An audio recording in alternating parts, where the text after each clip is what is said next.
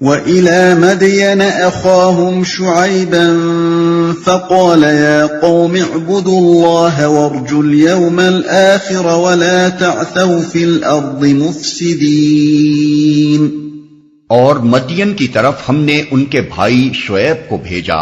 اس نے کہا، اے میری قوم کے لوگو، اللہ کی بندگی کرو اور روز آخر کے امیدوار رہو اور زمین میں مفسد بن کر زیادتیاں نہ کرتے پھرو۔ شعیب کو بھیجا۔ تقابل کے لیے ملاحظہ ہو الاعراف رکوع 11، ہود 8، الشعراء 10۔ روز آخر کے امیدوار رہو۔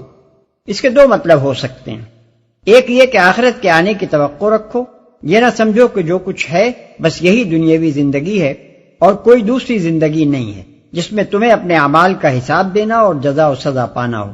دوسرا مطلب یہ ہے کہ وہ کام کرو جس سے تم آخرت میں انجام بہتر ہونے کی امید کر سکو۔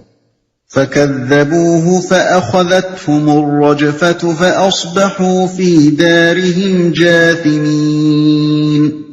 مگر انہوں نے اسے جھٹلا دیا، آخر کار ایک سخت زلزلے نے انہیں آ لیا اور وہ اپنے گھر میں پڑے کے پڑے رہ گئے۔ اسے جھٹلا دیا یعنی اس بات کو تسلیم نہ کیا کہ حضرت شعیب علیہ السلام اللہ کے رسول ہیں اور یہ تعلیم جو وہ دے رہے ہیں یہ اللہ تعالیٰ کی طرف سے ہے، اور اس کو نہ ماننے کا نتیجہ انہیں عذاب الہی کی شکل میں بھگتنا ہوگا۔ اپنے گھر میں، گھر سے مراد وہ پورا علاقہ ہے جس میں یہ قوم رہتی تھی۔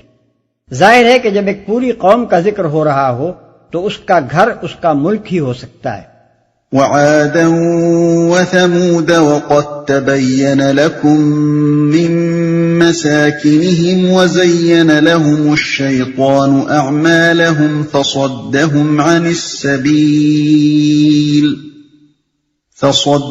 عَنِ السَّبِيلِ وَكَانُوا مُسْتَبْصِرِينَ۔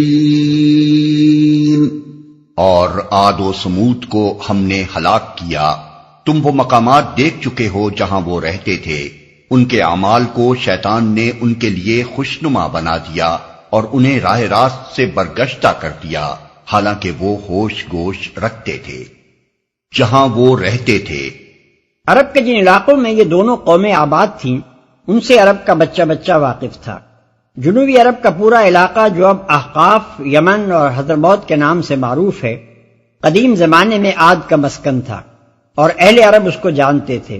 حجاز کے شمالی حصے میں رابغ سے عقبہ تک اور مدینہ و خیبر سے تیمہ اور تبوک تک کا سارا علاقہ آج بھی سمود کے آثار سے بھرا ہوا ہے، اور نزول قرآن کے زمانے میں یہ آثار موجودہ حالت سے کچھ زیادہ ہی نمایاں ہوں گے۔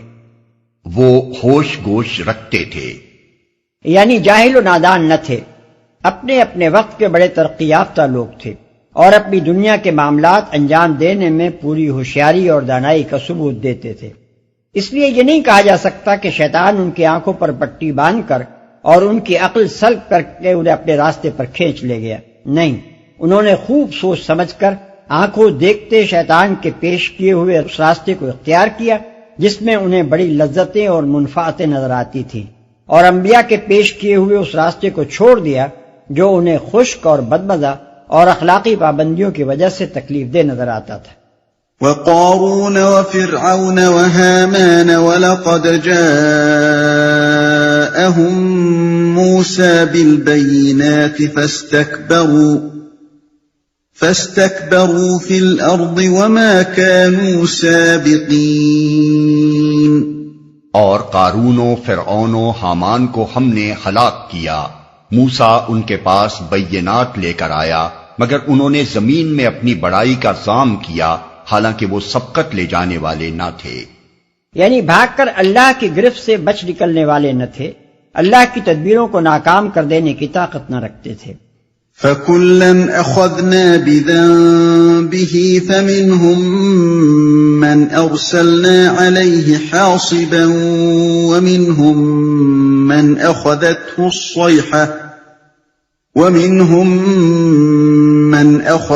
الصَّيْحَةُ وَمِنْهُم مَّنْ خَسَفْنَا بِهِ الْأَرْضَ وَمِنْهُم مَّنْ أَغْرَقْنَا وَمَا كَانَ اللَّهُ لِيَظْلِمَهُمْ وَلَكِن كَانُوا أَنفُسَهُمْ يَظْلِمُونَ۔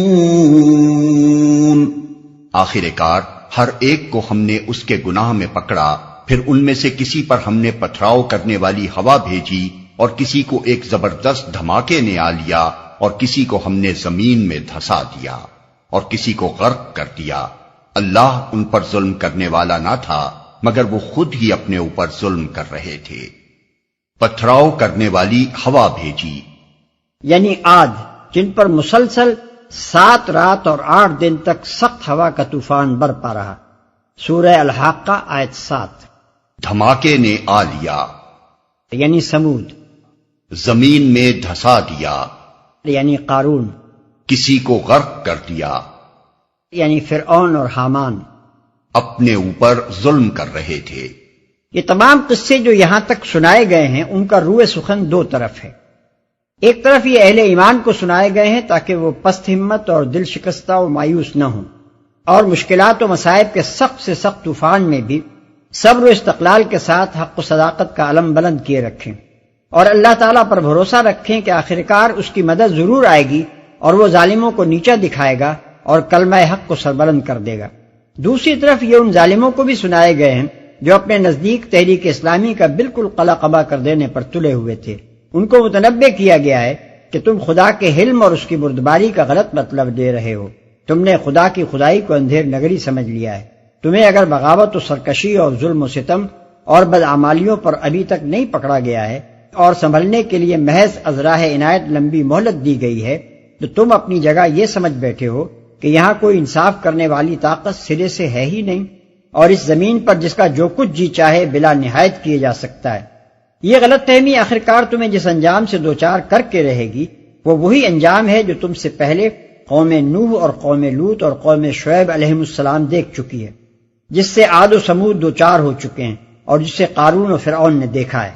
مثل الذين اتخذوا من دون الله أولياء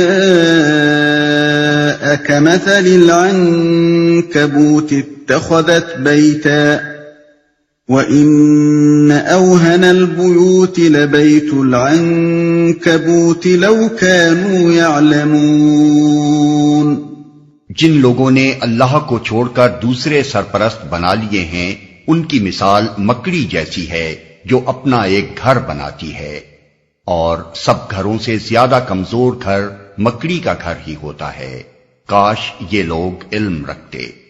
اوپر جتنی قوموں کا ذکر کیا گیا ہے وہ سب شرک میں مبتلا تھیں، اور اپنے معبودوں کے متعلق ان کا عقیدہ یہ تھا کہ یہ ہمارے حامی و مددگار اور سرپرست یعنی گارڈینز ہیں، ہماری قسمتیں بنانے اور بگاڑنے کی قدرت رکھتے ہیں۔ ان کی پوجا پاٹ کر کے اور انہیں نذر و نیاز دے کر جب ہم ان کی سرپرستی حاصل کر لیں گے تو یہ ہمارے کام بنائیں گے اور ہم کو ہر طرح کی آفات سے محفوظ رکھیں گے۔ لیکن جیسا کہ اوپر کے تاریخی واقعات میں دکھایا گیا ہے، ان کے یہ تمام عقائد و اوہام اس وقت بالکل بے بنیاد ثابت ہوئے جب اللہ تعالیٰ کی طرف سے ان کی بربادی کا فیصلہ کر دیا گیا۔ اس وقت کوئی دیوتا، کوئی اوتار، کوئی ولی، کوئی روح اور کوئی جن یا فرشتہ جسے وہ پوچھتے تھے ان کی مدد کو نہ آیا، اور اپنی باطل توقعات کی ناکامی پر کف افسوس بلتے ہوئے وہ سب پیوند خاک ہو گئے۔ ان واقعات کو بیان کرنے کے بعد اب اللہ تعالیٰ مشرکین کو متنبہ کر رہا ہے کہ کائنات کے حقیقی مالک و فرمانروا کو چھوڑ کر بالکل بے اختیار بندوں اور سراسر خیالی معبودوں کے اعتماد پر جو توقعات کا گھرودہ تم نے بنا رکھا ہے اس کی حقیقت مکڑی کے جالے سے زیادہ کچھ نہیں ہے۔ جس طرح مکڑی کا جالا ایک انگلی کی چوٹ بھی برداشت نہیں کر سکتا، اسی طرح تمہاری توقعات کا یہ گھرودہ بھی خدا کی تدبیر سے پہلا تصادم ہوتے ہی پاش پاش ہو کر رہ جائے گا۔ یہ محض جہالت کا کرشمہ ہے کہ تم اوہام کے اس چکر میں پڑے ہوئے ہو۔ حقیقت کا کچھ بھی علم تمہیں ہوتا تو تم ان بے بنیاد سہاروں پر اپنا نظام حیات کبھی تعمیر نہ کرتے۔ حقیقت بس یہ ہے کہ اختیارات کا مالک اس کائنات میں ایک رب العالمین کے سوا کوئی نہیں ہے، اور اسی کا سہارا وہ سہارا ہے جس پر اعتماد کیا جا سکتا ہے۔ فَمَن يَكْفُرْ بِالطَّاغُوتِ وَيُؤْمِن بِاللَّهِ فَقَدِ اسْتَمْسَكَ بِالْعُرْوَةِ الْوُثْقَىٰ لَا انفِصَامَ لَهَا وَاللَّهُ سَمِيعٌ عَلِيمٌ۔ البقرہ آیت 256۔ یعنی جو طاغوت سے کفر کرے اور اللہ پر ایمان لائے اس نے وہ مضبوط سہارا تھام لیا جو کبھی ٹوٹنے والا نہیں ہے، اور اللہ سب کچھ سننے اور جاننے والا ہے۔ ان اللہ یعلم ما يدعون من دونه من شيء وهو العزيز الحكيم. یہ لوگ اللہ کو چھوڑ کر جس چیز کو بھی پکارتے ہیں اللہ اسے خوب جانتا ہے اور وہی زبردست اور حکیم ہے. یعنی اللہ کو ان سب چیزوں کی حقیقت خوب معلوم ہے جنہیں یہ لوگ معبود بنائے بیٹھے ہیں اور مدد کے لیے پکارتے ہیں. ان کے اختیار میں کچھ بھی نہیں ہے. طاقت کا مالک صرف اللہ ہی ہے اور اسی کی تدبیر و حکمت اس کائنات کا نظام چلا رہی ہے.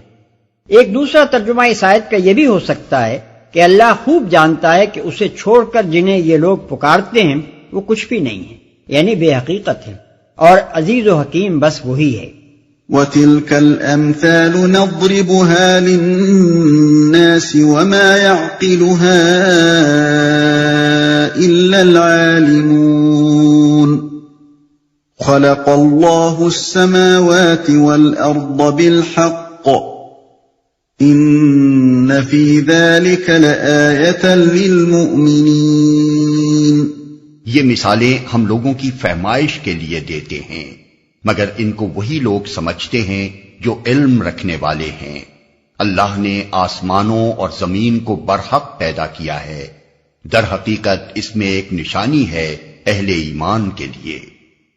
برحق پیدا کیا ہے یعنی کائنات کا یہ نظام حق پر قائم ہے نہ کہ باطل پر. اس نظام پر جو شخص بھی صاف ذہن کے ساتھ غور کرے گا اس پر یہ بات کھل جائے گی کہ یہ زمین و آسمان اوہام و تخیلات پر نہیں بلکہ حقیقت و واقعیت پر کھڑے ہیں. یہاں اس امر کا کوئی امکان نہیں ہے کہ ہر شخص اپنی جگہ جو کچھ بھی سمجھ بیٹھے اور اپنے وہم و گمان سے جو فلسفہ بھی گھڑ لے وہ ٹھیک بیٹھ جائے. یہاں تو صرف وہی چیز کامیاب ہو سکتی ہے اور قرار و ثبات پا سکتی ہے جو حقیقت اور واقع کے مطابق ہو. خلاف واقعہ قیاسات اور مفروضات پر جو عبارت بھی کھڑی کی جائے گی وہ آخر کار حقیقت سے ٹکرا کر پاش پاش ہو جائے گی. یہ نظام کائنات صاف شہادت دے رہا ہے کہ ایک خدا اس کا خالق ہے اور ایک ہی خدا اس کا مالک و مدبر ہے. اس امر واقعی کے خلاف اگر کوئی شخص اس مفروضے پر کام کرتا ہے کہ اس دنیا کا کوئی خدا نہیں ہے، یا یہ فرض کر کے چلتا ہے کہ اس کے بہت سے خدا ہیں جو نظر و نیاز کا مال کھا کر اپنے عقیدت بندوں کو یہاں سب کچھ کرنے کی آزادی اور بخیریت رہنے کی ضمانت دے دیتے ہیں، تو حقیقت اس کے ان مفروضات کی بدولت ذرہ برابر بھی تبدیل نہ ہوگی، بلکہ وہ خود ہی کسی وقت ایک صدمہ عظیم سے دوچار ہوگا. نشانی ہے اہل ایمان کے لیے. یعنی زمین و آسمان کی تخلیق میں توحید کی صداقت اور شرک و دہریت کے بطلان پر ایک صاف شہادت موجود ہے، مگر اس شہادت کو صرف وہی لوگ پاتے ہیں جو انبیاء علیہ السلام کی پیش کی ہوئی تعلیمات کو مانتے ہیں. ان کا انکار کر دینے والوں کو سب کچھ دیکھنے پر بھی کچھ دکھائی نہیں دیتا. اتل ما اوحی الیک من الکتاب واقم الصلاة ان الصلاة تنہی عن الفحشاء والمنکر ولذکر اللہ اکبر واللہ یعلم ما تصنعون. اے نبی تلاوت کرو اس کتاب کی جو تمہاری طرف وحی کے ذریعے سے بھیجی گئی ہے، اور نماز قائم کرو، یقیناً نماز فحش اور برے کاموں سے روکتی ہے، اور اللہ کا ذکر اس سے بھی زیادہ بڑی چیز ہے. اللہ جانتا ہے جو کچھ تم لوگ کرتے ہو. نماز قائم کرو. خطاب بظاہر نبی صلی اللہ علیہ وسلم سے ہے، مگر دراصل مخاطب تمام اہل ایمان ہیں. ان پر جو ظلم و ستم اس وقت توڑے جا رہے تھے اور ایمان پر قائم رہنے میں جن شدید حوصلہ شکن مشکلات سے ان کو سابقہ پیش آ رہا تھا، ان کا مقابلہ کرنے کے لیے پچھلے 4 رکوعوں میں صبر و ثبات اور توکل علی اللہ کی مسلسل تلقین کرنے کے بعد اب انہیں عملی تدبیر یہ بتائی جا رہی ہے کہ قرآن کی تلاوت کریں اور نماز قائم کریں، کیونکہ یہی 2 چیزیں ایسی ہیں جو ایک مومن میں وہ مضبوط سیرت اور وہ زبردست صلاحیت پیدا کرتی ہیں جن سے وہ باطل کی بڑی سے بڑی طغیانیوں اور بدی کے سخت طوفانوں کے مقابلے میں نہ صرف کھڑا رہ سکتا ہے بلکہ ان کا منہ پھیر سکتا ہے.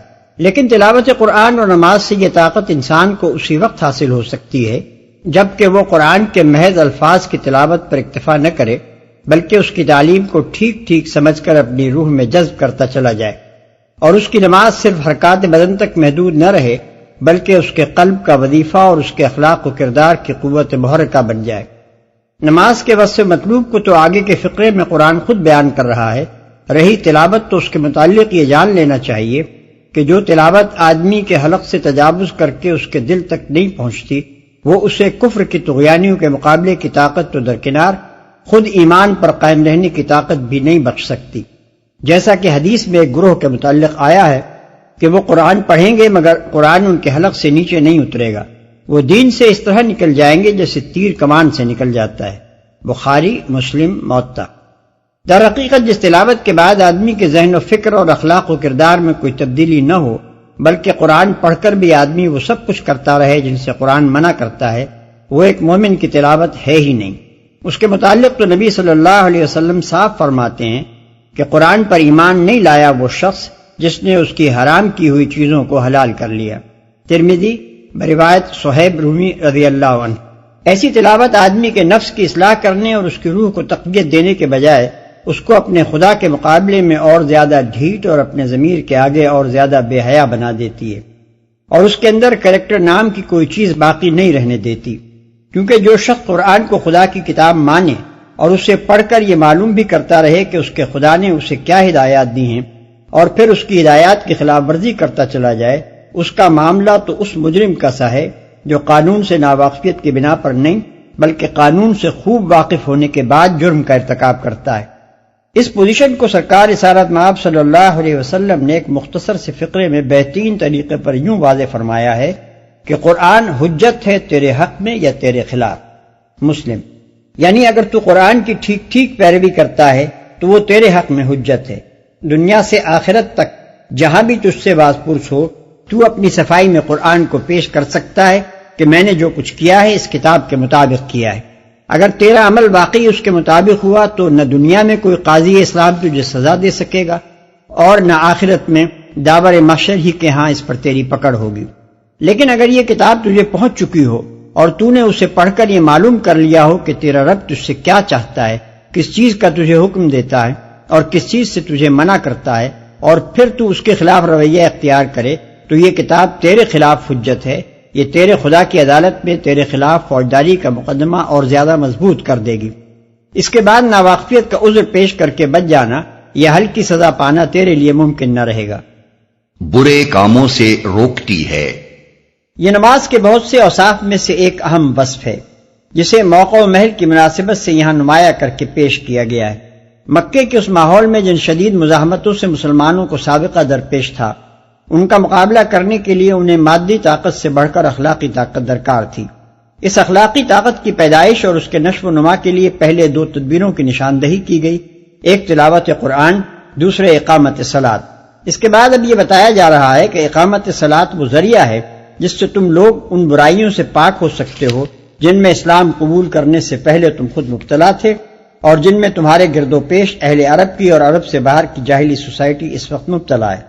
غور کیا جائے تو یہ بات بآسانی سمجھ میں آ سکتی ہے کہ اس موقع پر نماز کے اس خاص فائدے کا ذکر کیوں کیا گیا ہے۔ ظاہر ہے کہ اخلاقی برائیوں سے پاک ہونا اپنے اندر صرف اتنا ہی فائدہ نہیں رکھتا کہ یہ بجائے خود ان لوگوں کے لیے دنیا و آخرت میں نافع ہے جنہیں یہ پاکیزگی حاصل ہو، بلکہ اس کا لازمی فائدہ یہ بھی ہے کہ اس سے ان کو ان سب لوگوں پر زبردست برتری حاصل ہو جاتی ہے جو طرح طرح کی اخلاقی برائیوں میں مبتلا ہوں، اور جاہلیت کے اس ناپاک نظام کو جو ان برائیوں کی پرورش کرتا ہے برقرار رکھنے کے لیے ان پاکیزہ انسانوں کے مقابلے میں ایڑی چوٹی کا زور لگا رہے ہوں۔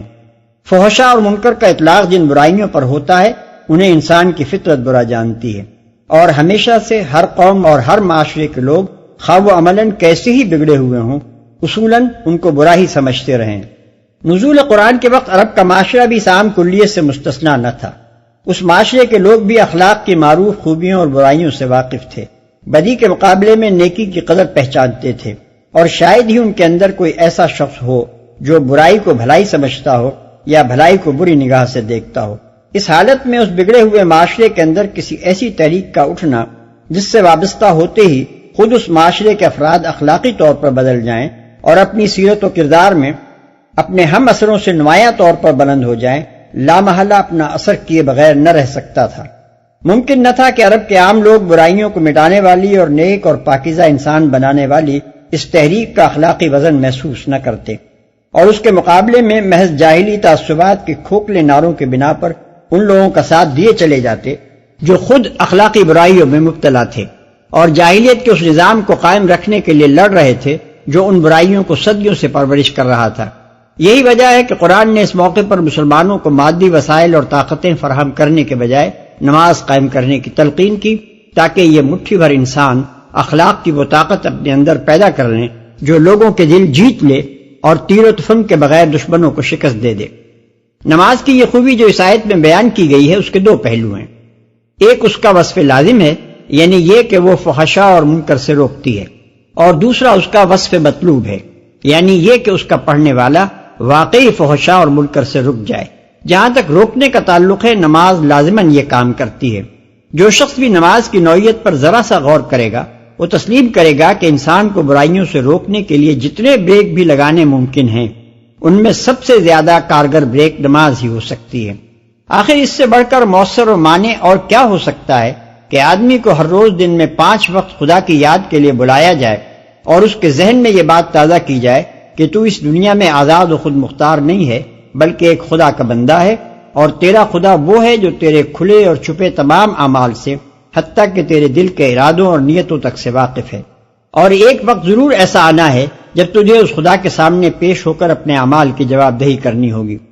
پھر اس یاد دہانی پر بھی اکتفا نہ کی جائے بلکہ آدمی کو عملاً ہر نماز کے وقت اس بات کی مشق کرائی جاتی رہے کہ وہ چھپ کر بھی اپنے خدا کے کسی حکم کی خلاف ورزی نہ کرے۔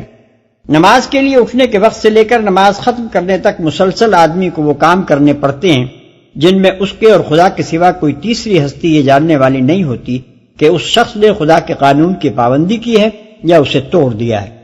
مثلاً اگر آدمی کا وضو ساقط ہو چکا ہو اور وہ نماز پڑھنے کھڑا ہو جائے تو اس کے اور خدا کے سوا آخر کسے معلوم ہو سکتا ہے کہ وہ وضو سے نہیں ہے؟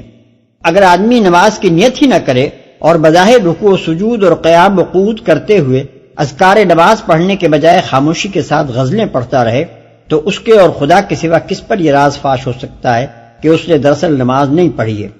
اس کے باوجود جب آدمی جسم اور لباس کی طہارت سے لے کر نماز کے ارکان اور اذکار تک قانون خداوندی کی تمام شرائط کے مطابق ہر روز 5 وقت نماز ادا کرتا ہے تو اس کے معنی یہ ہے کہ اس نماز کے ذریعے سے روزانہ کئی بار اس کے ضمیر میں زندگی پیدا کی جا رہی ہے، اس میں ذمہ داری کا احساس بیدار کیا جا رہا ہے، اسے فرشناس انسان بنایا جا رہا ہے، اور اس کو عملاً اس بات کی مشق کرائی جا رہی ہے کہ وہ خود اپنے جذبہ اطاعت کے زیر اثر خفیہ اور علانیہ ہر حال میں اس قانون کی پابندی کرے جس پر وہ ایمان لایا، خواہ خارج میں اس سے پابندی کرانے والی کوئی طاقت موجود ہو یا نہ ہو، اور خواہ دنیا کے لوگوں کو اس کے عمل کا حال معلوم ہو یا نہ ہو۔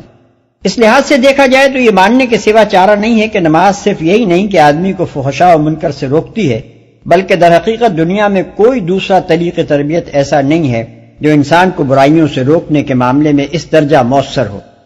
اب رہا یہ سوال کہ آدمی نماز کی پابندی اختیار کرنے کے بعد عملاً بھی برائیوں سے رکتا ہے یا نہیں، تو اس کا انحصار خود اس آدمی پر ہے جو اصلاح نفس کی یہ تربیت لے رہا ہو۔ وہ اس سے فائدہ اٹھانے کی نیت رکھتا ہو اور اس کی کوشش کرے تو نماز کے اصلاحی اثرات اس پر مترتب ہوں گے، ورنہ ظاہر ہے کہ دنیا کی کوئی تدبیر اصلاح بھی اس شخص پر کارگر نہیں ہو سکتی جو اس کا اثر قبول کرنے کے لیے تیار ہی نہ ہو یا جان بوجھ کر اس کی تاثیر کو دفع کرتا رہے۔ اس کی مثال ایسی ہے جیسے غذا کی لازمی خاصیت بدن کا تغذیہ اور نشو و نما ہے، لیکن یہ فائدہ اسی صورت میں حاصل ہو سکتا ہے جبکہ آدمی اسے جزو بدن بننے دے۔ اگر کوئی شخص ہر کھانے کے بعد فوراً ہی قے کر کے ساری غذا باہر نکالتا چلا جائے تو اس طرح کا کھانا اس کے لیے کچھ بھی نافع نہیں ہو سکتا۔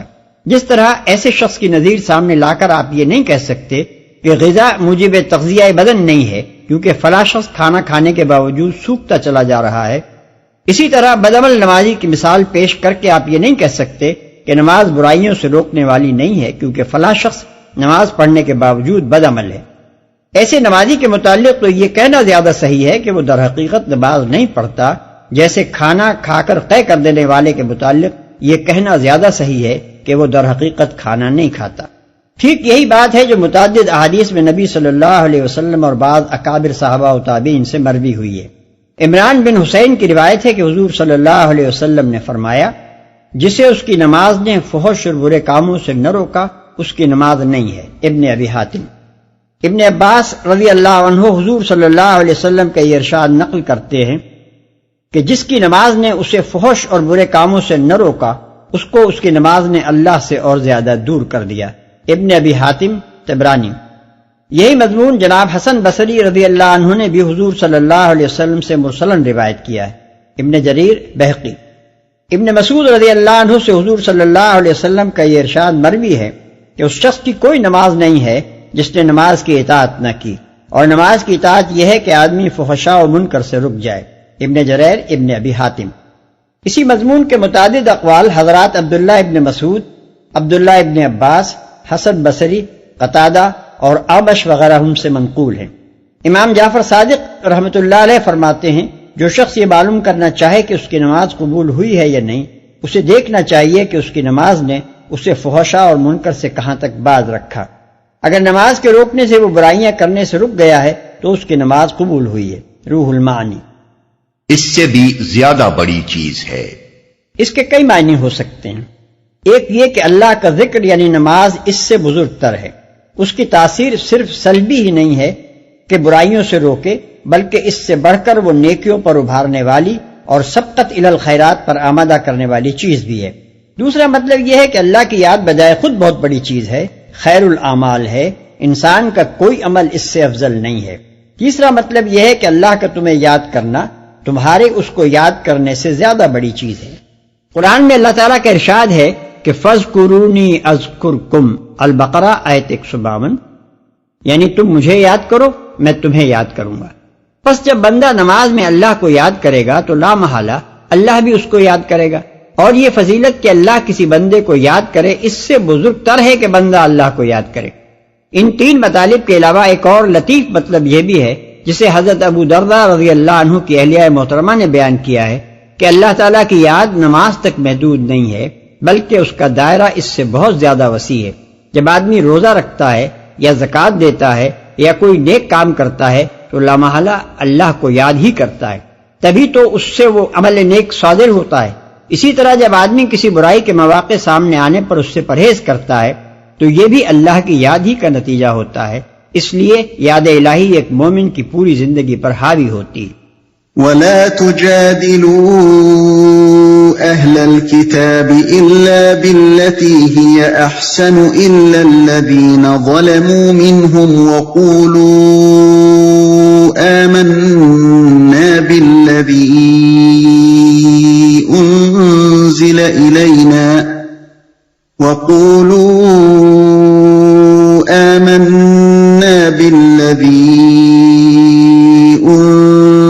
إِلَيْنَا وَأُنزِلَ إِلَيْكُمْ وَإِلَٰهُنَا وَإِلَٰهُكُمْ وَاحِدٌ وَنَحْنُ لَهُ مُسْلِمُونَ۔ اور اہل کتاب سے بحث نہ کرو مگر عمدہ طریقے سے، سوائے ان لوگوں کے جو ان میں سے ظالم ہوں، اور ان سے کہو ہم ایمان لائے ہیں اس چیز پر بھی جو ہماری طرف بھیجی گئی ہے اور اس چیز پر بھی جو تمہاری طرف بھیجی گئی تھی، ہمارا خدا اور تمہارا خدا ایک ہی ہے اور ہم اسی کے مسلم فرما بردار ہیں۔ اہل کتاب۔ واضح رہے کہ آگے چل کر اسی سورہ میں ہجرت کی تلقین کی جا رہی ہے۔ اس وقت حبش ہی ایک ایسا مامن تھا جہاں مسلمان ہجرت کر کے جا سکتے تھے، اور حبش پر اس زمانے میں عیسائیوں کا غلبہ تھا۔ اس لیے ان آیات میں مسلمانوں کو ہدایات دی جا رہی ہیں کہ اہل کتاب سے جب سابقہ پیش آئے تو ان سے دین کے معاملے میں بحث و کلام کا کیا انداز اختیار کریں۔ عمدہ طریقے سے، یعنی مباحثہ معقول دلائل کے ساتھ، مہذب و شائستہ زبان میں اور افہام و تفہیم کے اسپرٹ میں ہونا چاہیے، تاکہ جس شخص سے بحث کی جا رہی ہو اس کے خیالات کی اصلاح ہو سکے۔ مبلغ کو فکر اس بات کی ہونی چاہیے کہ وہ مخاطب کے دل کا دروازہ کھول کر حق بات اس میں اتار دے اور اسے راہ راست پر لائے۔ اس کو ایک پہلوان کی طرح نہیں لڑنا چاہیے جس کا مقصد اپنے مد مقابل کو نیچا دکھانا ہوتا ہے، بلکہ اس کو ایک حکیم کی طرح چارہ گری کرنی چاہیے جو مریض کا علاج کرتے ہوئے ہر وقت یہ بات ملحوظ رکھتا ہے کہ اس کی اپنی کسی غلطی سے مریض کا مرض اور زیادہ بڑھ نہ جائے، اور اس امر کی پوری کوشش کرتا ہے کہ کم سے کم تکلیف کے ساتھ مریض شفایاب ہو جائے۔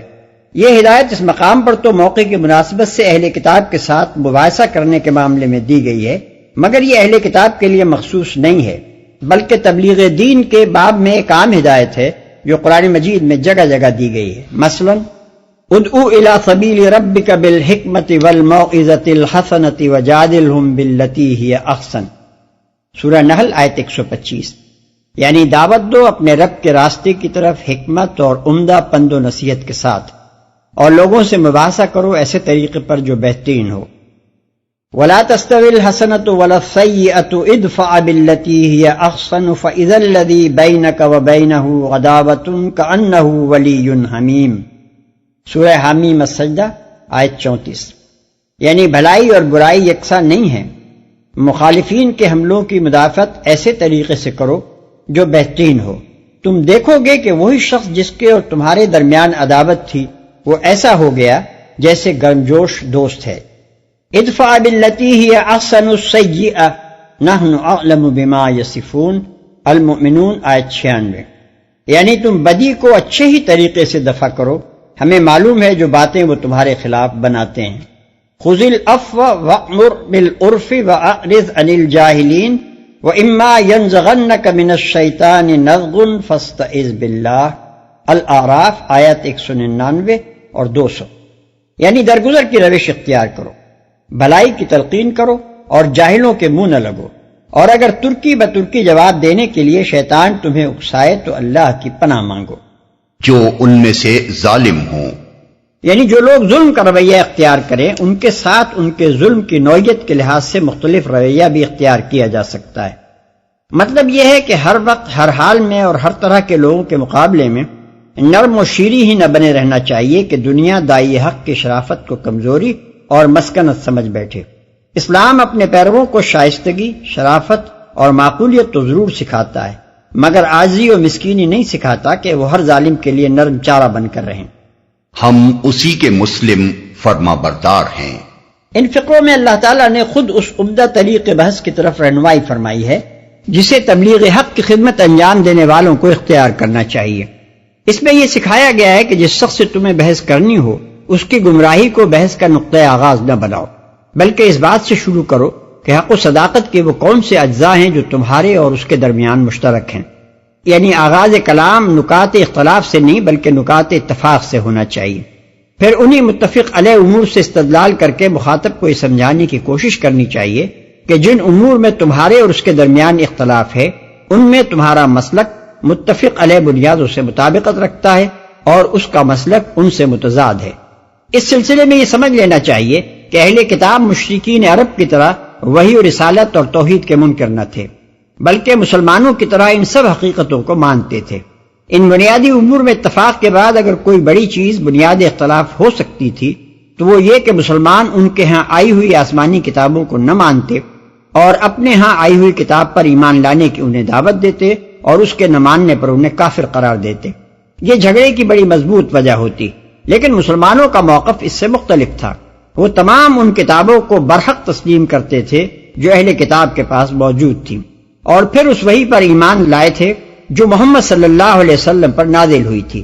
اس کے بعد یہ بتانا اہل کتاب کا کام تھا کہ کس معقول وجہ سے وہ خدا ہی کی نازل کردہ ایک کتاب کو مانتے اور دوسری کتاب کا انکار کرتے ہیں.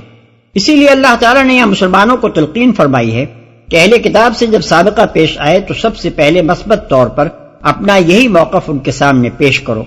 ان سے کہو کہ جس خدا کو تم مانتے ہو اسی کو ہم مانتے ہیں اور ہم اس کے فرما بردار ہیں. اس کی طرف سے جو احکام و ہدایات اور تعلیمات بھی آئی ہیں ان سب کے آگے ہمارا سر تسلیم خم ہے، خواہ وہ تمہارے ہاں آئی ہوں یا ہمارے ہاں. ہم تو حکم کے بندے ہیں، ملک اور قوم اور نسل کے بندے نہیں ہیں کہ ایک جگہ خدا کا حکم آئے تو ہم مانیں اور اسی خدا کا حکم دوسری جگہ آئے تو ہم اس کو نہ مانیں. قرآن مجید میں یہ بات جگہ جگہ دہرائی گئی ہے اور خصوصاً اہل کتاب سے جہاں سابقہ پیش آیا ہے وہاں تو اسے زور دے کر بیان کیا گیا ہے.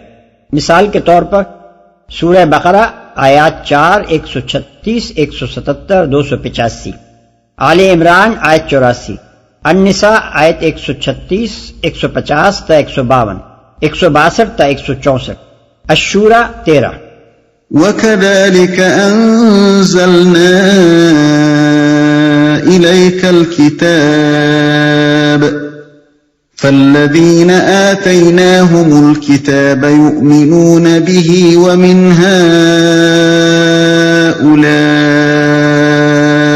من يؤمن به وما يجحد بآياتنا إلا الكافرون۔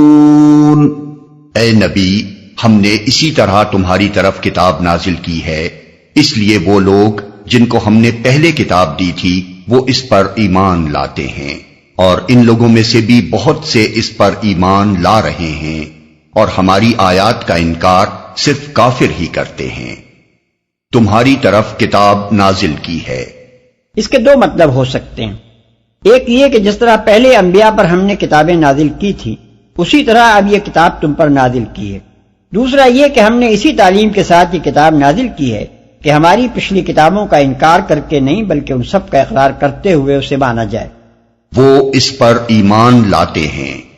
سیاق و سباق خود بتا رہا ہے کہ اس سے مراد تمام اہل کتاب نہیں ہیں بلکہ وہ اہل کتاب ہیں جن کو کتب الہیہ کا صحیح علم و فہم نصیب ہوا تھا، جو چار پائے برو کتاب چند کے مصداق محض کتاب بردار قسم کے اہل کتاب نہیں تھے بلکہ حقیقی معنی میں اہل کتاب تھے۔ ان کے سامنے جب اللہ تعالیٰ کی طرف سے اس کی پچھلی کتابوں کی تصدیق کرتی ہوئی یہ آخری کتاب آئی تو انہوں نے کسی ضد اور ہٹ دھرمی اور تعصب سے کام نہ لیا اور اسے بھی ویسے ہی اخلاص کے ساتھ تسلیم کر لیا جس طرح پچھلی کتابوں کو تسلیم کرتے تھے۔ اس پر ایمان لا رہے ہیں۔ ان لوگوں کا اشارہ اہل عرب کی طرف ہے، مطلب یہ ہے کہ حق پسند لوگ ہر جگہ اس پر ایمان لا رہے ہیں، خواہ وہ اہل کتاب میں سے ہوں یا غیر اہل کتاب میں سے۔ انکار صرف کافر ہی کرتے ہیں۔ یہاں کافر سے مراد وہ لوگ ہیں جو اپنے تعصبات کو چھوڑ کر حق بات ماننے کے لیے تیار نہیں ہیں، یا وہ جو اپنی خواہشات نفس اور اپنی بے لگام آزادیوں پر پابندیاں قبول کرنے سے جی چراتے ہیں اور اس بنا پر حق کا انکار کرتے ہیں۔ وما كنت تتلو من قبله من كتاب ولا تخطه بيمينك إذا لارتاب المبطلون۔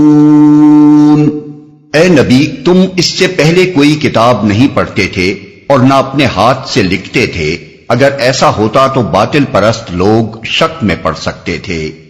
یہ نبی صلی اللہ علیہ وسلم کی نبوت کے ثبوت میں وہی استدلال ہے جو اس سے پہلے سورہ یونس اور سورہ قصص میں گزر چکا ہے۔ اس آیت میں استدلال کی بنیاد یہ ہے کہ نبی صلی اللہ علیہ وسلم ان پڑھ تھے۔ آپ کے اہل وطن اور رشتہ و برادری کے لوگ جن کے درمیان روز پیدائش سے سن کہولت کو پہنچنے تک آپ کی ساری زندگی بسر ہوئی تھی، اس بات سے خوب واقف تھے کہ آپ نے عمر بھر نہ کبھی کوئی کتاب پڑھی نہ کبھی قلم ہاتھ میں لیا۔ اس امر واقعہ کو پیش کر کے اللہ تعالیٰ فرماتا ہے کہ یہ اس بات کا کھلا ہوا ثبوت ہے کہ کتب آسمانی کی تعلیمات، انبیاء سابقین کے حالات، مذاہب و ادیان کے عقائد، قدیم قوموں کی تاریخ اور تمدن و اخلاق و معیشت کے اہم مسائل پر جس وسیع اور گہرے علم کا اظہار اس امی کی زبان سے ہو رہا ہے، یہ اس کو وہی کے سوا کسی دوسرے ذریعے سے حاصل نہیں ہو سکتا تھا۔ اگر اس کو نوشت و خوان کا علم ہوتا اور لوگوں نے کبھی اسے کتابیں پڑھتے اور مطالعہ و تحقیق کرتے دیکھا ہوتا تو باطل پرستوں کے لیے یہ شک کرنے کی کچھ بنیاد ہو بھی سکتی تھی کہ یہ علم وحی سے نہیں بلکہ اخذ و اکتساب سے حاصل کیا گیا ہے، لیکن اس کی امیت نے تو ایسے کسی شک کے لیے برائے نام بھی کوئی بنیاد باقی نہیں چھوڑی ہے۔ اب خالص ہردرمی کے سوا اس کی نبوت کا انکار کرنے کی اور کوئی وجہ نہیں ہے جسے کسی درجے میں بھی معقول کہا جا سکتا ہو۔ بل هو آیات بینات فی صدور الذین اوتوا العلم وما يجحد بآياتنا إلا الظالمون۔ دراصل یہ روشن نشانیاں ہیں ان لوگوں کے دلوں میں جنہیں علم بخشا گیا ہے، اور ہماری آیات کا انکار نہیں کرتے مگر وہ جو ظالم ہیں، جنہیں علم بخشا گیا ہے۔ یعنی ایک امی کا قرآن جیسی کتاب پیش کرنا اور یکایک ان غیر معمولی کمالات کا مظاہرہ کرنا جن کے لیے کسی سابقہ تیاری کے آثار کبھی کسی کے مشاہدے میں نہیں آئے، یہی دانش و بینش رکھنے والوں کی نگاہ میں اس کی پیغمبری پر دلالت کرنے والی روشن ترین نشانیاں ہیں۔ دنیا کی تاریخی ہستیوں میں سے جس کے حالات کا بھی جائزہ لیا جائے، آدمی اس کے اپنے ماحول میں ان اسباب کا پتہ چلا سکتا ہے جو اس کی شخصیت بنانے اور اس سے ظاہر ہونے والے کمالات کے لیے اس کو تیار کرنے میں کار فرما تھے۔ اس کے ماحول اور اس کی شخصیت کے اجزاء ترکیبی میں کھلی مناسبت پائی جاتی ہے، لیکن محمد صلی اللہ علیہ وسلم کی شخصیت جن حیرت انگیز کمالات کی مظہر تھی ان کا کوئی ماخذ آپ کے ماحول میں تلاش نہیں کیا جا سکتا۔ یہاں نہ اس وقت کے عربی معاشرے میں اور نہ گرد و پیش کے جن ممالک سے عرب کے تعلقات تھے ان کے معاشرے میں کہیں دور دراز سے بھی وہ عناصر ڈھونڈ کر نہیں نکالے جا سکتے جو محمد صلی اللہ علیہ وسلم کی شخصیت کے اجزاء ترکیبی سے کوئی مناسبت رکھتے ہوں۔ یہی حقیقت ہے جس کی بنا پر یہاں فرمایا گیا ہے کہ محمد صلی اللہ علیہ وسلم کی ذات ایک نشانی نہیں بلکہ بہت سی روشن نشانیوں کا مجموعہ ہے۔ جاہل آدمی کو اس میں کوئی نشانی نظر نہ آتی ہو تو نہ آئے، مگر جو لوگ علم رکھنے والے ہیں وہ ان نشانیوں کو دیکھ کر اپنے دلوں میں قائل ہو گئے ہیں کہ یہ شان ایک پیغمبر ہی کی ہو سکتی ہے۔ وَقَالُوا لَوْلَا أُنزِلَ عَلَيْهِ آيَاتٌ مِّن رَّبِّهِ قُلْ إِنَّمَا الْآيَاتُ عِندَ اللَّهِ وَإِنَّمَا أَنَا نَذِيرٌ مُّبِينٌ۔ یہ لوگ کہتے ہیں کہ کیوں نہ اتاری گئی اس شخص پر نشانیاں اس کے رب کی طرف سے؟ کہو نشانیاں تو اللہ کے پاس ہیں اور میں صرف خبردار کرنے والا ہوں کھول کھول کر۔ نشانیاں یعنی معجزات جنہیں دیکھ کر یقین آئے کہ واقعی محمد صلی اللہ علیہ وسلم اللہ کے نبی ہیں۔ اولم يكفهم أنا انزلنا عليك الكتاب يتلى عليهم ان في ذلك لرحمة وذكرى لقوم يؤمنون۔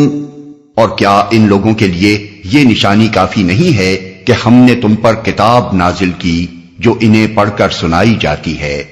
در حقیقت اس میں رحمت ہے اور نصیحت ان لوگوں کے لیے جو ایمان لاتے ہیں، جو انہیں پڑھ کر سنائی جاتی ہے۔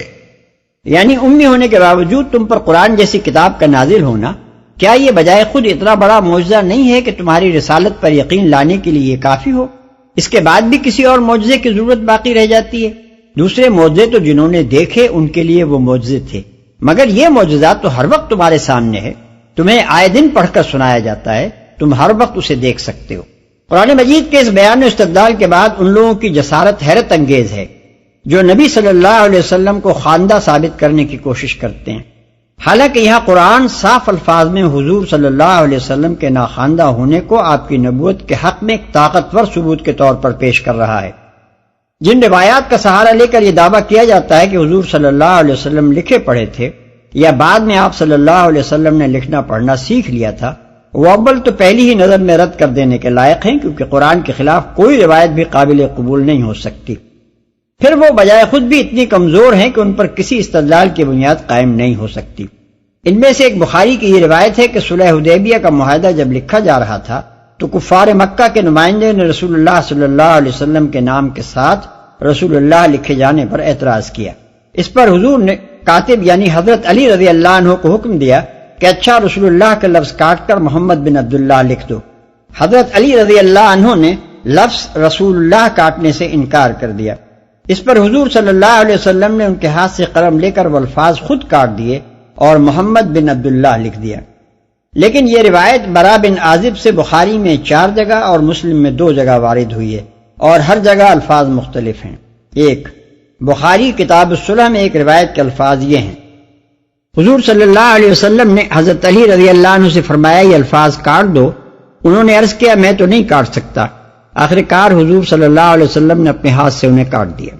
2 اسی کتاب میں دوسری روایت کے الفاظ یہ ہیں، پھر علی رضی اللہ عنہ سے کہا رسول اللہ کاٹ دو۔ انہوں نے کہا خدا کی قسم میں آپ کا نام کبھی نہ کاٹوں گا۔ آخر حضور صلی اللہ علیہ وسلم نے تحریر لے کر لکھا یہ وہ معاہدہ ہے جو محمد بن عبداللہ نے طے کیا۔ 3 تیسری روایت انہی برا بن عازب سے بخاری کتاب الجزیہ میں یہ ہے کہ حضور صلی اللہ علیہ وسلم خود نہ لکھ سکتے تھے، آپ نے حضرت علی رضی اللہ عنہ سے کہا رسول اللہ کاٹ دو۔ انہوں نے عرض کیا خدا کی قسم میں یہ الفاظ ہرگز نہ کاٹوں گا۔ اس پر حضور صلی اللہ علیہ وسلم نے فرمایا مجھے وہ جگہ بتاؤ جہاں یہ الفاظ لکھے ہیں۔ انہوں نے آپ کو جگہ بتائی اور آپ نے اپنے ہاتھ سے وہ الفاظ کاٹ دیے۔ 4تھی روایت بخاری کتاب المغازی میں یہ ہے، پس حضور صلی اللہ علیہ وسلم نے وہ تحریر لے لی حالے کہ آپ لکھنا نہ جانتے تھے، اور آپ نے لکھا یہ وہ معاہدہ ہے جو محمد بن عبداللہ نے طے کیا۔ 5 انہی برا بن عازب سے مسلم کتاب الجہاد میں ایک روایت یہ ہے کہ حضرت علی رضی اللہ عنہ کے انکار کرنے پر حضور صلی اللہ علیہ وسلم نے اپنے ہاتھ سے رسول اللہ کے الفاظ مٹا دیے۔ 6 دوسری روایت اسی کتاب میں ان سے یہ منقول ہے کہ حضور صلی اللہ علیہ وسلم نے حضرت علی رضی اللہ عنہ سے فرمایا، مجھے بتاؤ رسول اللہ کا لفظ کہاں لکھا ہے؟ حضرت علی رضی اللہ عنہ نے آپ کو جگہ بتائی اور آپ نے اسے مٹا کر ابن عبداللہ لکھ دیا۔ روایات کا یہ اضطراب صاف بتا رہا ہے کہ بیچ کے راویوں نے حضرت براء ابن عازب رضی اللہ عنہ کے الفاظ جو کہ تو نقل نہیں کیے، اس لیے ان میں سے کسی ایک کی نقل پر بھی ایسا مکمل اعتماد نہیں کیا جا سکتا کہ یقینی طور پر یہ کہا جا سکے کہ حضور صلی اللہ علیہ وسلم نے محمد بن عبداللہ کے الفاظ اپنے دست مبارک ہی سے لکھے تھے۔ ہو سکتا ہے کہ صحیح صورت واقعہ یہ ہو کہ جب حضرت علی رضی اللہ عنہ نے رسول اللہ کا لفظ مٹانے سے انکار کر دیا تو آپ نے اس کی جگہ ان سے پوچھ کر یہ لفظ اپنے ہاتھ سے مٹا دیا ہو، اور پھر ان سے یا کسی دوسرے کاتب سے ابن عبداللہ کے الفاظ لکھوا دیوں۔ دوسری روایت سے معلوم ہوتا ہے کہ اس موقع پر صلح نامہ 2 کاتب لکھ رہے تھے، ایک حضرت علی رضی اللہ عنہ اور دوسرے محمد بن مسلمہ، فتح الباری جلد 5 صفحہ 217۔ اس لیے یہ امر بعید نہیں ہے کہ جو کام ایک کاتب نے نہ کیا تھا وہ دوسرے کاتب سے لے لیا گیا۔ تاہم اگر واقعہ یہی ہو کہ حضور صلی اللہ علیہ وسلم نے اپنا نام اپنے ہی دست مبارک سے لکھا ہو تو ایسی مثالیں دنیا میں بکثرت پائی جاتی ہیں کہ ان پڑھ لوگ صرف اپنا نام لکھنا سیکھ لیتے ہیں، باقی کوئی چیز نہ پڑھ سکتے ہیں نہ لکھ سکتے ہیں۔ دوسری روایت جس کی بنا پر نبی صلی اللہ علیہ وسلم کے خواندہ ہونے کا دعویٰ کیا گیا ہے، مجاہد سے ابن ابی شیبہ اور عمر بن شبہ نے نقل کی ہے۔ اس کے الفاظ یہ ہیں کہ رسول اللہ صلی اللہ علیہ وسلم اپنی وفات سے پہلے لکھنا پڑھنا سیکھ چکے تھے، لیکن اول تو یہ سندن بہت ضعیف روایت ہے، جیسا کہ حافظ ابن کثیر فرماتے ہیں فضعیف لا اصل لہ۔ دوسرے اس کی کمزوری یوں بھی واضح ہے کہ اگر حضور صلی اللہ علیہ وسلم نے فی الواقع بعد میں لکھنا پڑھنا سیکھا ہوتا تو یہ بات مشہور ہو جاتی، بہت سے صحابہ اس کو روایت کرتے اور یہ بھی معلوم ہو جاتا کہ حضور صلی اللہ علیہ وسلم نے کس شخص یا کن اشخاص سے یہ تعلیم حاصل کی تھی۔ لیکن سوائے ایک عون بن عبداللہ کے جن سے مجاہد نے بھی یہ بات سنی، اور کوئی شخص اسے روایت نہیں کرتا، اور یہ عون بھی صحابی نہیں بلکہ تابعی ہیں جنہوں نے قطعاً یہ نہیں بتایا کہ انہیں کس صحابی یا کن صحابیوں سے اس واقعے کا علم حاصل ہوا۔ ظاہر ہے کہ ایسی کمزور روایتوں کی بنیاد پر کوئی ایسی بات قابل تسلیم نہیں ہو سکتی جو مشہور و معروف واقعات کی تردید کرتی ہو۔ جو ایمان لاتے ہیں، یعنی بلا شبہ اس کتاب کا نزول اللہ تعالیٰ کی بہت بڑی مہربانی ہے، اور یہ بندوں کے لیے بڑی پند و نصیحت پر مشتمل ہے، مگر اس کا فائدہ صرف وہی لوگ اٹھا سکتے ہیں جو اس پر ایمان لائیں۔ قل كفى بالله بيني وبينكم شهيدا يعلم ما في السماوات والأرض والذين آمنوا بالباطل وكفروا بالله أولئك هم الخاسرون۔ اے نبی کہو کہ میرے اور تمہارے درمیان اللہ گواہی کے لیے کافی ہے، وہ آسمانوں اور زمین میں سب کچھ جانتا ہے۔ جو لوگ باطل کو مانتے ہیں اور اللہ سے کفر کرتے ہیں وہی خسارے میں رہنے والے ہیں۔ وَيَسْتَعْجِلُونَكَ بِالْعَذَابِ وَلَوْلَا أَجَلٌ مُّسَمًّى لَّجَاءَهُمُ الْعَذَابُ وَلَيَأْتِيَنَّهُم بَغْتَةً وَهُمْ لَا يَشْعُرُونَ۔ یہ لوگ تم سے عذاب جلدی لانے کا مطالبہ کرتے ہیں، اگر ایک وقت مقرر نہ کر دیا گیا ہوتا تو ان پر عذاب آ چکا ہوتا، اور یقیناً اپنے وقت پر وہ آ کر رہے گا اچانک، اس حال میں کہ انہیں خبر بھی نہ ہوگی۔ عذاب جلدی لانے کا مطالبہ کرتے ہیں، یعنی بار بار چیلنج کے انداز میں مطالبہ کر رہے ہیں کہ اگر تم رسول ہو اور ہم واقعی حق کو جھٹلا رہے ہیں تو ہم پر وہ عذاب کیوں نہیں لے آتے جس کے ڈراوے تم ہمیں دیا کرتے ہو۔ يَسْتَعْجِلُونَكَ بِالْعَذَابِ وَإِنَّ جَهَنَّمَ لَمُحِيطَةٌ بِالْكَافِرِينَ۔ يوم يغشاهم العذاب من فوقهم ومن تحت أرجلهم ويقول ذوقوا ما كنتم تعملون. یہ تم سے عذاب جلدی لانے کا مطالبہ کرتے ہیں، حالانکہ جہنم ان کافروں کو گھیرے میں لے چکی ہے، اور انہیں پتہ چلے گا اس روز جبکہ عذاب انہیں اوپر سے بھی ڈھانک لے گا اور پاؤں کے نیچے سے بھی، اور کہے گا کہ اب چکھو مزہ ان کرتوتوں کا جو تم کرتے تھے. يا عبادي الذين آمنوا إن أرضي واسعة فإياي فاعبدون. اے میرے بندو جو ایمان لائے ہو، میری زمین وسیع ہے، پس تم میری ہی بندگی بجا لاؤ. یہ اشارہ ہے ہجرت کی طرف. مطلب یہ ہے کہ اگر مکے میں خدا کی بندگی کرنی مشکل ہو رہی ہے تو ملک چھوڑ کر نکل جاؤ. خدا کی زمین تنگ نہیں ہے، جہاں بھی تم خدا کے بندے بن کر رہ سکتے ہو وہاں چلے جاؤ. تم کو قوم و وطن کی نہیں بلکہ اپنے خدا کی بندگی کرنی چاہیے. اس سے معلوم ہوا کہ اصل چیز قوم، وطن اور ملک نہیں ہے بلکہ اللہ کی بندگی ہے. اگر کسی وقت قوم و وطن اور ملک کی محبت کے تقاضے اللہ کی بندگی کے تقاضوں سے ٹکرا جائیں تو وہی وقت مومن کے ایمان کی آزمائش کا ہوتا ہے. جو سچا مومن ہے وہ اللہ کی بندگی کرے گا اور قوم، وطن اور ملک کو لات مار دے گا. جو جھوٹا مدعی ایمان ہے وہ ایمان کو چھوڑ دے گا اور اپنی قوم اور اپنے ملک و وطن سے چمٹا رہے گا. یہ آیت اس باب میں بالکل صریح ہے کہ ایک سچا خدا پرست انسان محب قوم و وطن تو ہو سکتا ہے مگر قوم پرست اور وطن پرست نہیں ہو سکتا. اس کے لیے خدا کی بندگی ہر چیز سے عزیز تر ہے، جس پر دنیا کی ہر چیز کو وہ قربان کر دے گا مگر اسے دنیا کی کسی چیز پر بھی قربان نہ کرے گا. كل نفس ذائقة الموت ثم إلينا ترجعون. ہر متنفس کو موت کا مزہ چکھنا ہے، پھر تم سب ہماری ہی طرف پلٹا کر لائے جاؤ گے. یعنی جان کی فکر نہ کرو، یہ تو کبھی نہ کبھی جانی ہی ہے.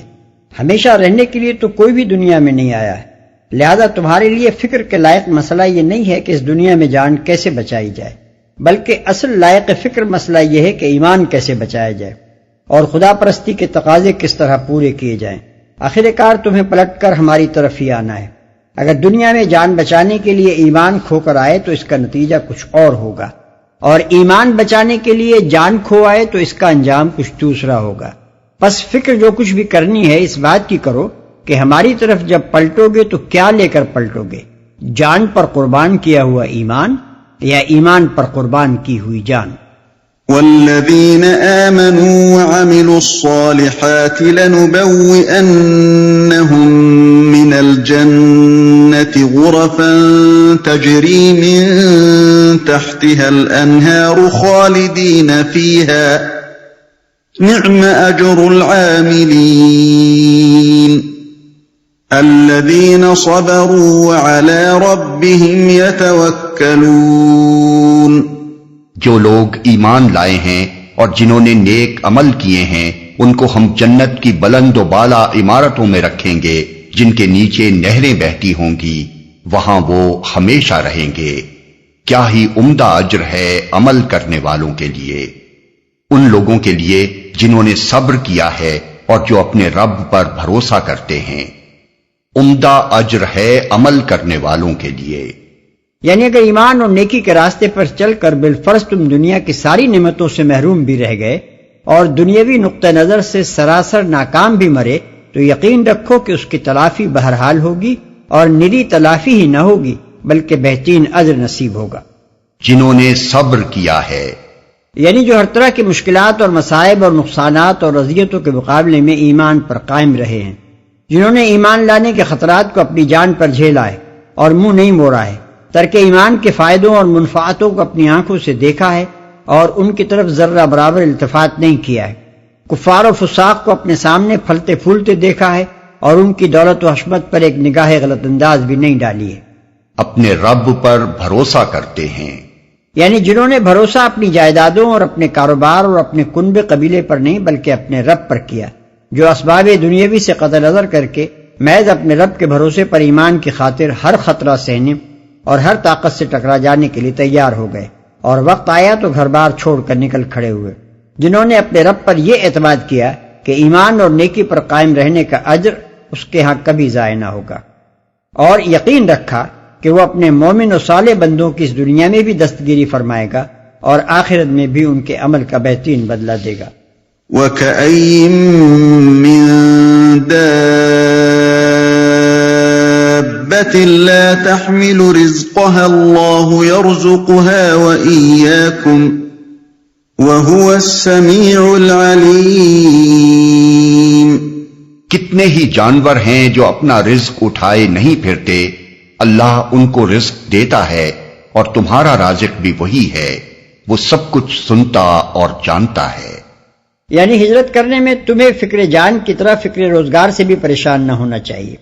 آخر یہ بے شمار چرندوں پرندوں اور آبی حیوانات جو تمہاری آنکھوں کے سامنے ہوا اور خشکی اور پانی میں پھر رہے ہیں، ان میں سے کون اپنا رزق اٹھائے پھرتا ہے؟ اللہ ہی تو ان سب کو پال رہا ہے۔ جہاں جاتے ہیں اللہ کے فضل سے ان کو کسی نہ کسی طرح رزق مل ہی جاتا ہے۔ لہذا تم یہ سوچ سوچ کر ہمت نہ ہارو کہ اگر ایمان کی خاطر گھر بار چھوڑ کر نکل گئے تو کھائیں گے کہاں سے؟ اللہ جہاں سے اپنی بے شمار مخلوق کو رزق دے رہا ہے تمہیں بھی دے گا۔ ٹھیک یہی بات ہے جو سیدنا مسیح علیہ السلام نے اپنے حواریوں سے فرمائی تھی۔ انہوں نے فرمایا، کوئی آدمی دو مالکوں کی خدمت نہیں کر سکتا، کیونکہ یا تو ایک سے عداوت رکھے گا اور دوسرے سے محبت، یا ایک سے ملا رہے گا اور دوسرے کو ناچیز جانے گا۔ تم خدا اور دولت دونوں کی خدمت نہیں کر سکتے۔ اس لیے میں کہتا ہوں کہ اپنے جان کی فکر نہ کرنا کہ ہم کیا کھائیں گے یا کیا پیئیں گے، اور نہ اپنے بدن کی کہ کیا پہنیں گے۔ کیا جان خوراک سے اور بدن پوشاک سے بڑھ کر نہیں؟ ہوا کے پرندوں کو دیکھو کہ نہ بوتے ہیں، نہ کاٹتے ہیں، نہ کوٹھیوں میں جمع کرتے ہیں، پھر بھی تمہارا آسمانی باپ ان کو کھلاتا ہے۔ کیا تم ان سے زیادہ قدر نہیں رکھتے؟ تم میں سے ایسا کون ہے جو فکر کر کے اپنی عمر میں ایک گھڑی بھی بڑھا سکے؟ اور پوشاک کے لیے کیوں فکر کرتے ہو؟ جنگلی سوسن کے درختوں کو غور سے دیکھو کہ وہ کس طرح بڑھتے ہیں۔ وہ نہ محنت کرتے ہیں نہ کاٹتے ہیں، پھر بھی میں تم سے کہتا ہوں کہ سلیمان بھی باوجود اپنی ساری شان و شوکت کے ان میں سے کسی کے مانند ملبس نہ تھا۔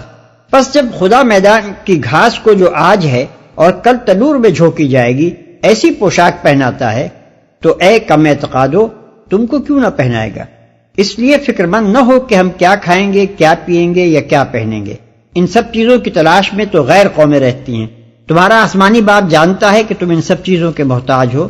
تم پہلے اس کی بادشاہی اور اس کی راست بازی کی تلاش کرو، یہ سب چیزیں بھی تمہیں مل جائیں گی۔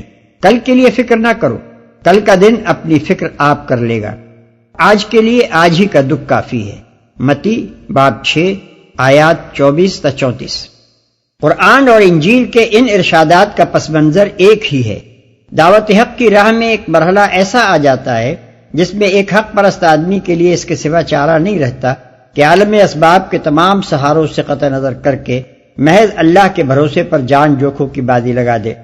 ان حالات میں وہ لوگ کچھ نہیں کر سکتے جو حساب لگا لگا کر مستقبل کے امکانات کا جائزہ لیتے ہیں اور قدم اٹھانے سے پہلے جان کے تحفظ اور رزق کے حصول کی ضمانتیں تلاش کرتے ہیں۔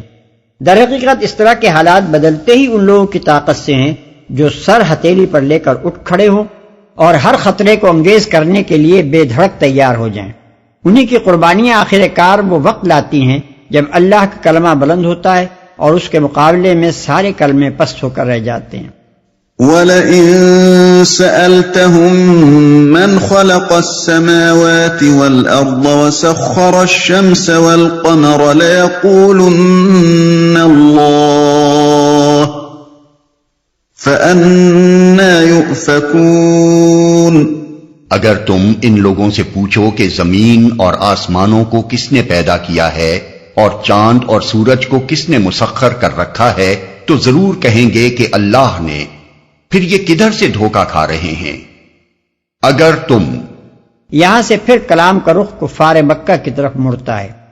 اللہ يبسط الرزق لمن يشاء من عباده ويقدر له ان اللہ بكل شيء علیم۔ اللہ ہی ہے جو اپنے بندوں میں سے جس کا چاہتا ہے رزق کشادہ کرتا ہے اور جس کا چاہتا ہے تنگ کرتا ہے۔ یقیناً اللہ ہر چیز کا جاننے والا ہے۔ وَلَئِن سَأَلْتَهُم مَّن نزل من السماء ماء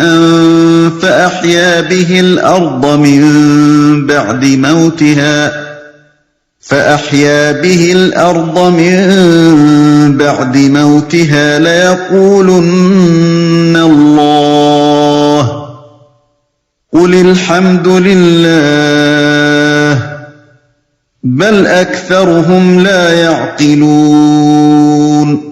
اور اگر تم ان سے پوچھو کس نے آسمان سے پانی برسایا اور اس کے ذریعے سے مردہ پڑی ہوئی زمین کو جلا اٹھایا تو وہ ضرور کہیں گے اللہ نے، کہو الحمدللہ، مگر اکثر لوگ سمجھتے نہیں ہیں۔ الحمدللہ، اس مقام پر الحمدللہ کا لفظ دو معنی دے رہا ہے۔ ایک یہ کہ جب یہ سارے کام اللہ کے ہیں تو پھر حمد کا مستحق بھی صرف وہی ہے، دوسروں کو حمد کا استحقاق کہاں سے پہنچ گیا؟ دوسرے یہ کہ خدا کا شکر ہے، اس بات کا اعتراف تم خود بھی کرتے ہو۔ وما هذه الحياة الدنيا إلا لهو ولعب وإن الدار الآخرة لهي الحيوان لو كانوا يعلمون۔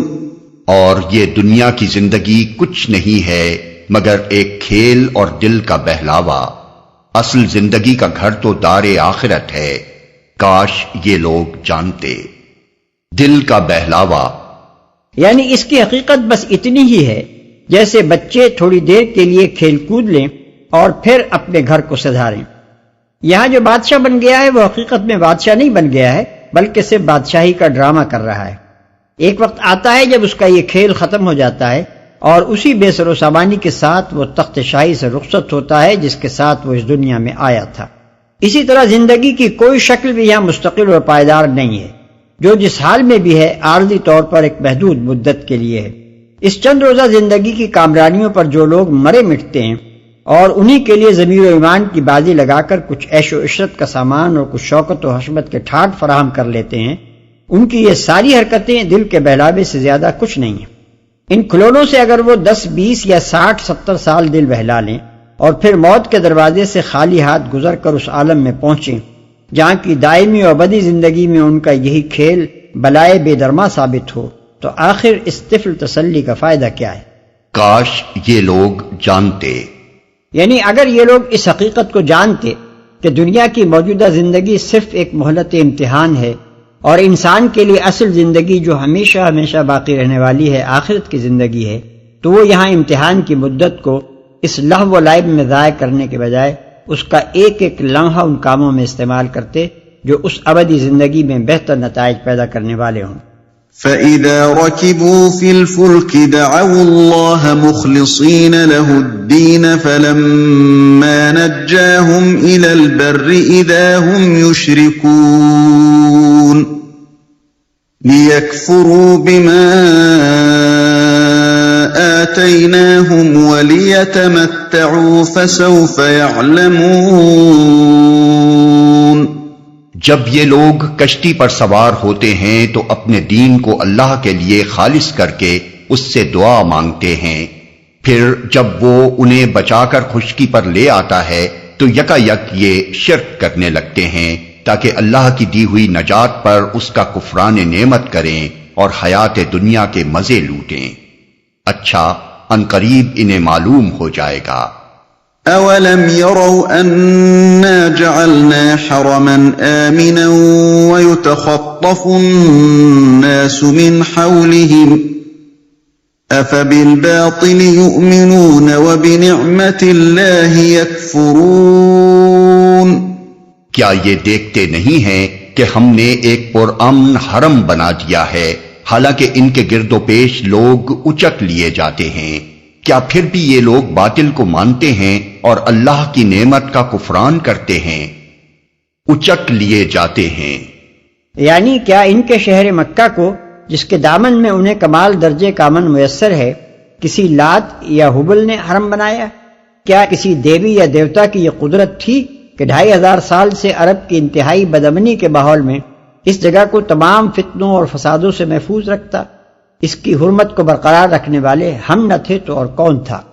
ومن أظلم ممن افترى على الله كذبا أو كذب بالحق لما جاءه أليس في جهنم مثوى للكافرين۔ اس شخص سے بڑا ظالم کون ہوگا جو اللہ پر جھوٹ باندھے یا حق کو جھٹلائے جبکہ وہ اس کے سامنے آ چکا ہو۔ کیا ایسے کافروں کا ٹھکانہ جہنم ہی نہیں ہے، اس کے سامنے آ چکا ہو۔ یعنی نبی نے دعوی رسالت کیا ہے اور تم نے اسے جھٹلا دیا۔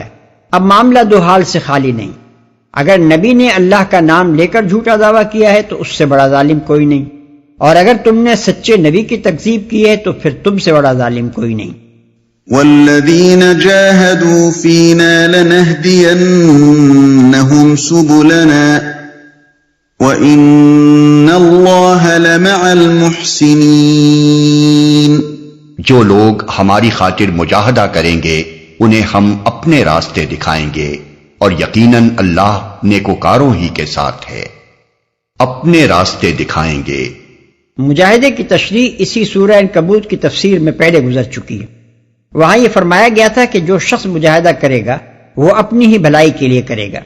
آیت 6 یہاں یہ اطمینان دلایا جا رہا ہے کہ جو لوگ اللہ کی راہ میں اخلاص کے ساتھ دنیا بھر سے کشمکش کا خطرہ مول لے لیتے ہیں، انہیں اللہ تعالیٰ ان کے حال پر نہیں چھوڑ دیتا، بلکہ وہ ان کی دستگیری اور رہنمائی فرماتا ہے اور اپنی طرف آنے کی راہیں ان کے لیے کھول دیتا ہے۔